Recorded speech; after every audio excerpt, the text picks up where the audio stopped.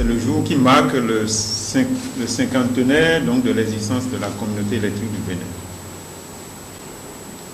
Elle a été créée sur la base donc d'une communauté d'intérêt. Lorsque le président Nkrumah voulait construire le barrage, on disait que c'était trop géant pour le Ghana et tous ceux qui étaient donc à côté pouvaient aller puiser donc des ressources pour accompagner donc leur développement.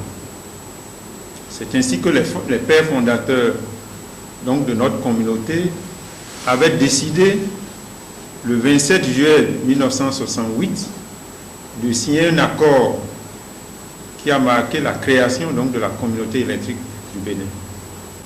L'une des principales réalisations, c'était donc de construire la liaison électrique entre Lomé et Cotonou pour pouvoir donc bénéficier donc, de la ressource en électricité qui était disponible en abondance au niveau d'Akosombo. Et je dirais donc que c'est la première réalisation forte parce que c'est ce qui permettait aux populations de voir de façon tangible ce qui était en cours. Et pour ceux qui s'intéressaient à la question de l'électricité en ces moments, vous devriez constater que l'électricité qu'on importait donc du Ghana était tout au moins 5 fois moins chère que l'énergie électrique qu'on produisait avec donc, nos groupes au niveau de Lomé et au niveau de Cotonou. C'est vrai que localement, on continuait de produire pour pouvoir pallier souvent aux pannes ou aux problèmes qui existaient. Mais ce n'était pas suffisant, l'opportunité existait aussi de l'autre côté, notamment donc de l'Est, à savoir le Nigeria. Et c'est ainsi que l'interconnexion donc a été faite entre le réseau de la CEB et le réseau du Nigeria. Il y a donc une liaison entre la localité de Sakété et la ville de Lagos. Et je dois ici rapidement rappeler que l'interconnexion entre la première, entre donc les villes de Cotonou et de Lomé et le barrage d'Akosombo se faisait en une ligne de 161 kV. Par contre, de l'autre côté, au niveau donc du Nigeria, on avait une ligne double circuit aussi, mais qui était à un niveau donc de tension, je dirais presque double. C'était donc en 330 kV. La troisième réalisation qui me paraît majeure dans la vie donc, de la communauté, c'est la construction du barrage de Nambeto. Et ce barrage constitue quand même aujourd'hui l'une, je pense, des sources d'énergie les plus moins chères qui existent dans donc, la gestion de la communauté électrique du Bénin. C'est donc un fleuron commun aux deux États qui ont mis ensemble leurs efforts pour le faire et qui projettent dans un avenir peut-être pas lointain de compléter donc par le barrage d'Abdiarala dont tout le monde parle tant et qui, par la grâce de Dieu, sera donc bientôt aussi une réalité. En dehors donc de ces interconnexions, nous avons au Bénin, à Abomey-Calavi, un centre de formation professionnelle. Ce centre de formation professionnelle a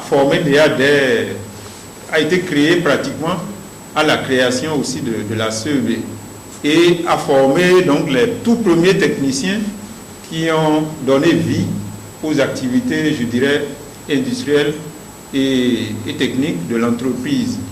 Et jusqu'à la date où je vous parle, le centre continue de se développer. C'est ce centre-là d'ailleurs qui abrite aujourd'hui le centre de contrôle du WAP. Le WAP, c'est l'organisation qui est en train d'être mise en place par la CEDEAO pour créer le marché donc, ouest africain de l'électricité. Nous avons eu ce privilège-là parce qu'il a été remarqué que pratiquement dans toute l'Afrique, nous avons été l'exception. C'est nous, c'est-à-dire le Togo et le Bénin, qui ont été les deux premiers États à avoir mis ensemble donc, leurs efforts pour créer une structure commune et essayer donc de partager les efforts pour développer donc leur pays à travers donc la communauté électrique du Bénin. Nous sommes donc au cœur de l'avenir du système électrique de la CEDEAO et nous avons donc des projets qui nous permettent de pouvoir remplir les conditions qui rassurent que si l'énergie est achetée à Lagos ou une destination, par exemple Libéria, qu'à travers notre réseau, on pourra donc être sûr que ça va bien se passer et que les redevances que nous devons percevoir, nous pourrions légalement ou normalement les percevoir. Nous sommes en train donc d'interconnecter tous les autres réseaux. Et dans ce cadre, la CEB donc doit compléter ces infrastructures de manière donc à être capable de transiter l'énergie et de la convoyer partout donc où il va être prévu de le faire. La CEB est résolument engagée pour devenir aussi un opérateur, pas télécom, mais nous voulons commencer donc à commercialiser aussi nos fibres optiques. On ne peut pas aujourd'hui, parce que c'est le cinquantenaire, déclarer de l'autosatisfaction. Ce n'est même pas possible, puisque dans notre parcours, on a connu beaucoup de crises. Il y a des sécheresses, il y a un manque d'eau, donc les gens ont manqué d'électricité. Des fois, vous voyez même au bord de la voie, les gens qui improvisent les groupes, qui achètent les groupes. Bon, mais il y a eu tout ça. Et quand ça arrive, très souvent, on oublie tout ce qui a été fait de bien, qui est passé. C'est la difficulté qui se présente momentanément qu'on oublie. Mais nous, quand nous regardons le parcours, nous avons le profond sentiment que les pionniers de la création de la CEB ont été visionnaires.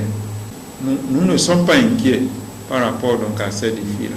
Les autres défis qui vont venir, je vous l'ai dit tantôt que les chefs d'État eux-mêmes, dans leur emploi du temps, ils prévoient donc nous réserver une petite fenêtre de leur calendrier pour un peu se pencher sur nos problèmes, pour un peu faire aussi la fête avec nous, et comme nous sommes en train donc de démarrer.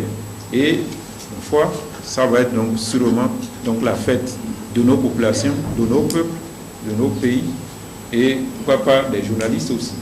C'est un bonheur pour nous d'être vivants, de constater que la CEB a fait 50 ans et je souhaite que tous ceux qui sont ici, sauf peut-être moi et mon adjoint, je leur souhaite le prochain anniversaire, donc quand la CEB aura 100 ans, d'être vivants parce que nous, certainement, on serait déjà partis. Vous avez le secret pour nous faire connaître. C'est votre société, la CEB, elle est à votre service, elle le sera davantage. Merci beaucoup.